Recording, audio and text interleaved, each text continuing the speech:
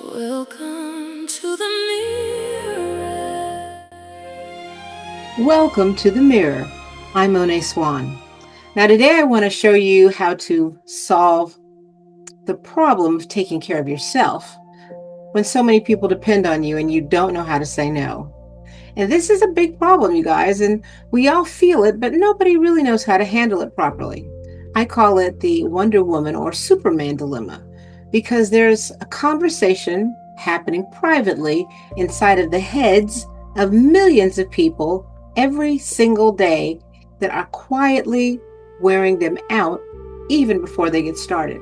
Now, most people are emotionally exhausted, overstimulated, financially stressed, lonely, burned out, and pretending they're fine while slowly falling apart in private.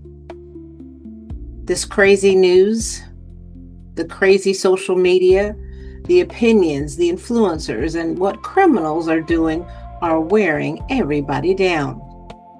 Family is wearing people down. The uncertainty of work, well, that's contributing as well.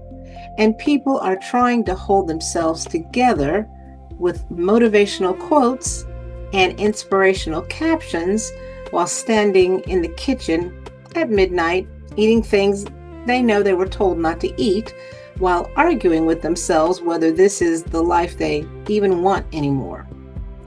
So I want to say this clearly because this is becoming way too normal for too many people. So many of us are waking up tired, going to bed tired, smiling tired, posting tired, working tired, parenting tired, existing tired. And the dangerous part is this.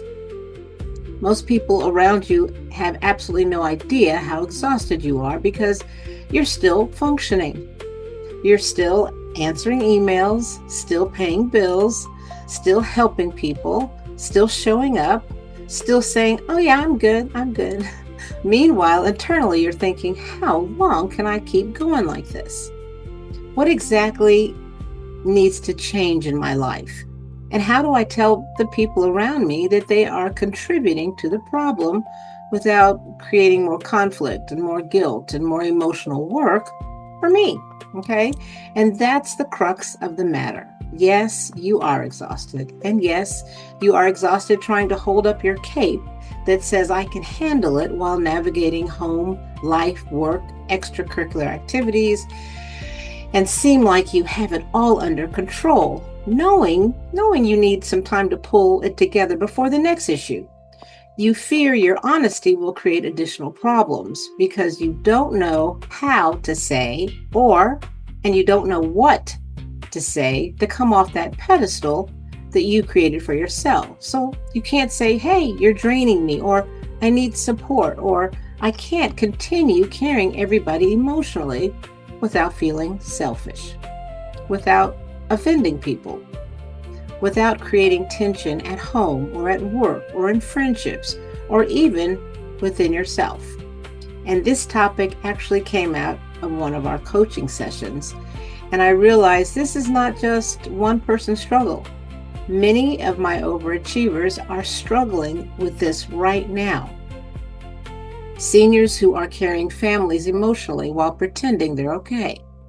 Caregivers silently collapsing while taking care of everybody else. Entrepreneurs motivating teams while privately losing motivation themselves. Parents trying to create stability while emotionally drowning. Professionals sitting in meetings and wondering if they even recognize themselves anymore. And somewhere along the way, being strong became your public personality. Now, you don't even know at this point what rest feels like without feeling guilty and thinking that by sharing your feelings with the people in your inner circle, you'll be creating more problems and even doubts about your ability to move forward. Because now you have to explain it, you have to defend it, and you have to manage everybody's reaction to it. You got to comfort them because they feel bad after hearing it. So instead, you stay silent. And honestly, I get it. But we have officially reached a point where people call burnout being productive. Oh, you're thriving. Interesting. You haven't sat down since Tuesday. We seem to romanticize stress like it deserves Employee of the Month. People brag about exhaustion now. No sleep, no breaks, no peace, no boundaries, just survival with Wi-Fi. And I'm going to tell you something most people just simply don't realize. People can be emotionally drowning and depressed while still functioning. That's why it gets missed. You guys know exactly what I'm talking about. You have unread text messages piling up because you don't even have the emotional energy to respond. Walking into a room and forgetting why you went in there. Watching 7 motivational videos back to back and somehow still feel like you can't do anything. And every Friday, you tell your family, your staff, your friends, this weekend, I'm going to get some rest. And somehow you end up reorganizing the business, cleaning the garage, fixing everybody else's crisis, handling errands, answering calls, or emotionally babysitting grown adults. And then Monday comes back around, and you're even more tired than before. So now that we know that we all are talking about the exact same thing, let's deal with the real foundation about what's going on and what you've been ignoring. Because nobody really knows how tired you are. And honestly, you don't fully know how to heal, communicate your needs, and create change without feeling like you're creating additional problems for yourself and everybody around you. So today, we're going to keep it this simple. No complicated system, no impossible routine, no fake productivity or positivity, just something practical that can actually help. It's called the 15-minute reset. And yes, 15 minutes can begin changing your emotional state because awareness, you guys, changes everything. So step 1, the first 5 minutes, you're going to tell the truth on paper. Write it down. What's draining me? What am I pretending doesn't hurt? What do I actually need right now? Not next year, you guys, not after retirement, not after everybody else finally gets themselves together, but right now, okay? And I want you to be honest because some of you have become so used to surviving that you stop checking on yourself emotionally, okay? Step 2, the next 5 minutes. Take one action, not a life overall, not a 12-step transformation plan you will abandon halfway. Just one action, okay? Drink some water, call someone back, take a walk, make the appointment, turn your phone off, sit outside, and cancel something that's been draining you. You can also ask for help. One action at a time, okay? Tell yourself your body matters.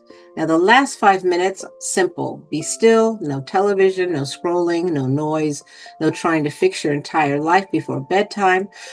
Just breathe. Let your nervous system calm down. Let your body stop performing for everybody. And if your body tells you it's tired, then go to sleep. Take a nap. Rest without guilt. Because some of you are so overstimulated that your brain has forgotten what peace even feels like. So listen carefully. Some of you do not need another motivational speech. You need permission to stop carrying everything alone. And I'm not going to overcomplicate this because honestly, overcomplicating things is part of what keeps some of you trapped in exhaustion. You are so used to being pulled in 1,000 different directions. Okay. And I'm going to say some of you secretly enjoy feeling needed because being needed makes you feel valuable. But just stop. Okay. Seriously, just stop for right now. This is how people end up with anxiety attacks, heart attacks, strokes, just breaking down. And then everybody stands around shocked because you always seem so strong. Well, strong people break too. Strong people get tired too. Strong people deserve support too. And let me tell you something. You can fix this.